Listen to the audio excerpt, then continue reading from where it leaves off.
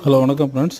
மாதிரி வீட்டு மாடியில் இப்போ சம்மருக்கு பார்த்திங்கன்னா வெயில் ஜாஸ்தியாக இருக்கிறதுனால வீட்டு மாடியில் வந்து இது மாதிரி என்னென்னா சோலார் கோட் ஒயிட்டு அது மாதிரி நல்லா திக்காக அடிக்கணும். திக்காக ஒரு கோட்டிங் அடித்தா போதும், தேவைப்பட்டால் 2 கோட்டு கூட அடிக்கலாம். ஆனால் ஃபஸ்ட்டு கோட்டு அடிக்கும்போது நல்லா திக்காக அடிச்சிட்டிங்கன்னா வீட்டுக்குள்ளே பார்த்திங்கன்னா அந்த வெயில் தாக்கம் வந்து குறையும், கூலிங்காக இருக்கும், ஹீட்டு இறங்காது.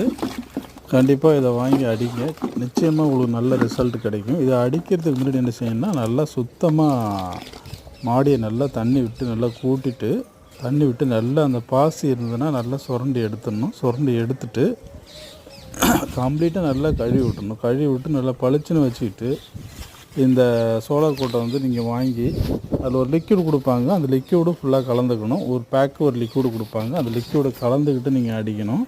நல்ல திக்காக அடிக்கணும்.